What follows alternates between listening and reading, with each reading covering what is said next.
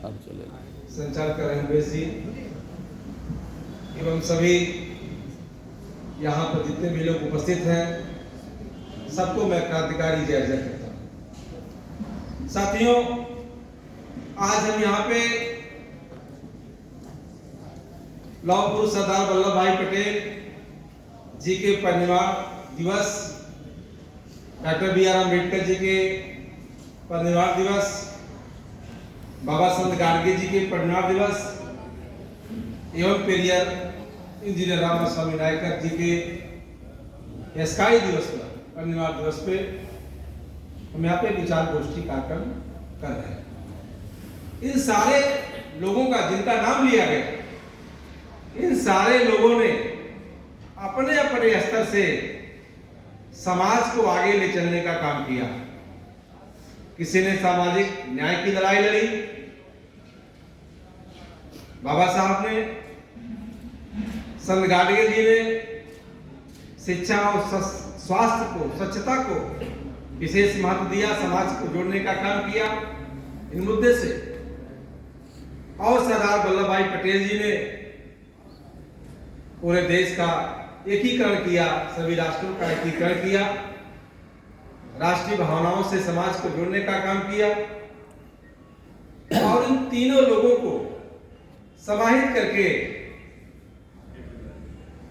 पेरियार रामास्वामी नायकर जी ने इन तीनों लोगों के विचार को आगे ले चलने का काम किया। अब हम सबकी जिम्मेदारी बनती है कि जिन लोगों ने हमें रास्ता दिखाया, उन लोगों के रास्ते पे चले। और ये चारों लोग समाज के बहुत ही महत्वपूर्ण व्यक्ति थे, जिनके बताए गए रास्ते पे हमको चलना होगा। एक जून 1967 को अर्जक संघ बना और अर्जक संघ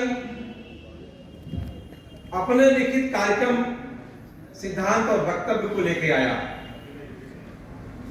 और जहां तक मुझे जानकारी है, पूरे देश में अर्जक संघ एक ऐसा संगठन उस समय था जिसके पास कोई लिखित कार्यक्रम था। हो सकता है आरएसएस के पास हो कार्यक्रम जो समाज में नफरत फैलाने का काम करता है, लोगों को लड़ाई, लोगों के अंदर भेदभाव, वैमनस्यता, उच्च नीच, छुआछूत, भेदभाव, यानी जितनी सामाजिक बुराइयां हैं उन सबको मजबूत करने का काम करता है। लेकिन अर्जक संघ जब अपने कार्यक्रम को लेके आया तो एक उम्मीद जगी, लोगों को एक रास्ता मिला कि हमें इस रास्ते पे चल करके बेहतर समाज को बनाने की जिम्मेदारी हमारी है, हम बना सकते हैं। आज के जो मौजूदा हालात हैं, उन हालात में अर्जक संघ और भी ज्यादा महत्वपूर्ण हो जाता है, क्योंकि आज देश के सारे संवैधानिक संस्थाएं, चाहे वो शैक्षणिक संस्थाएं हों, चाहे समाज में काम करने वाली संस्थाएं हों, चाहे राजकीय सेवा वाली संस्थाएं हों, सारे संस्थाओं पर आरएसएस के लोगों का कब्जा हो गया है। और आरएसएस के लोग इस देश में मनुस्मृति को लागू करना चाहते हैं, जिस मनुस्मृति को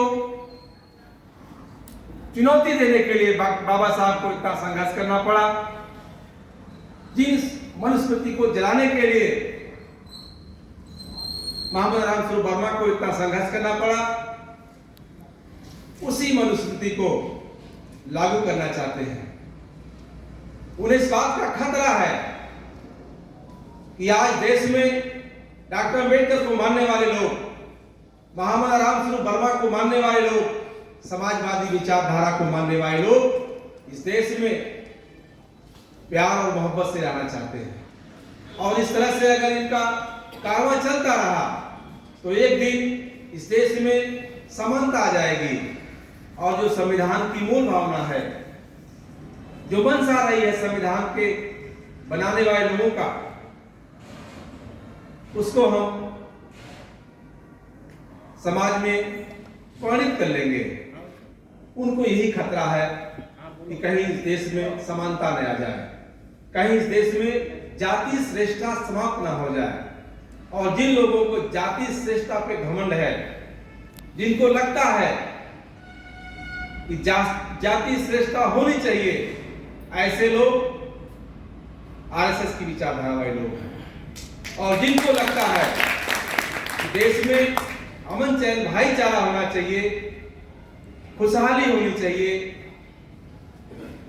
संवैधानिक मूल्य सुरक्षित होना चाहिए, समाजवाद जिंदा रहना चाहिए, डॉक्टर लोहिया की विचार जिंदा रहना चाहिए, ऐसे लोग अरचक विचारधारा के। ऐसा नहीं है कि अरचक विचारधारा के लोगों की संख्या कम है। अरचक विचारधारा के लोग एक माले में नहीं पिरोए जा रहे हैं। अभी आप चले जाओ, चर्चा करो, ज्यादा लोग समानता के पक्षधर हैं, ज्यादा लोग प्यार चाहते हैं, सबके मन में एक दूसरे के प्रति प्यार है। नफरत फैलाने वालों की संख्या बहुत कम है। फिर भी नफरत फैलाने वाले लोग इस नाते हावी हैं कि नफरत फैलाने वाले लोग गोलबंद हैं, लामबंद हैं, और हम लोग लामबंद और गोलबंद नहीं। हमें संगठन के माध्यम से लामबंद होना है, गोलबंद होना है। अरचक संघ उस तमाम लोगों का, संगठनों का एक संगठन है जो विचारधारा को, कार्यक्रमों को वर्णित करके लिखित समाज में देने का काम किया है अपने 14 मानववादी त्योहारों के अंतर्गत। अगर 14 मानववादी त्योहार हमारे ब्लॉक स्तर पे, प्रखंड इकाई के स्तर पे आयोजित किए जाएं तो हमारा संगठन बहुत मजबूत हो जाएगा। ब्राह्मणवाद के खिलाफ बहुत सारे लोग हैं आज देश और समाज में जो काम कर रहे हैं। सारे लोगों को इकट्ठा होना होगा, अपने अपने तरीके से सब लोगों का काम है, लेकिन सारे लोगों को इकट्ठा होना होगा, क्योंकि जो 2024 की चुनौती है उस चुनौती को आपको स्वीकार करना होगा। क्योंकि अगर 24 में जो है, आज जो है, अगर 24 में आ गए तो फिर संगठन का कोई मतलब नहीं रहेगा, क्योंकि सारे संगठनों पर पहरा देने की कवायद चल रही है। इसलिए जब देश का चुनाव हुआ, आपके क्षेत्र का आपका चुनाव हुआ लोकसभा का सदस्य, अपनी बात कहने के लिए पार्लियामेंट से बाहर कर दिया जाता है, जिसकी जिम्मेदारी है कि देश की हर व्यवस्था पे, हर सवाल पे सरकार के सामने आंख से आंख मिला करके अपनी भूमिका तय करे, उसको बाहर कर दिया जाता है, तो फिर आपकी क्या? लेकिन लोकतंत्र में जनता सबसे बड़ी मजबूत इकाई है और जनता इस देश में प्यार चाहती है, मोहब्बत चाहती है, संविधान को जिंदा रखना चाहती है। इसलिए हमें आपको यकीन करना होगा और मजबूती से यकीन करना होगा कि संविधान को बेचने वाले, संविधान को बदलने वाले, देश में नफरत फैलाने वाले, देश में मनुस्मृति लागू करने वाले, मनुस्मृति लागू करने का सपना देखने वाले लोगों के दिन जाने वाले हैं। उनको हम लोग दफन कर देंगे। इसी आशा और उम्मीद के साथ अपनी बात समाप्त करते हैं। जय विज्ञान, जय संविधान।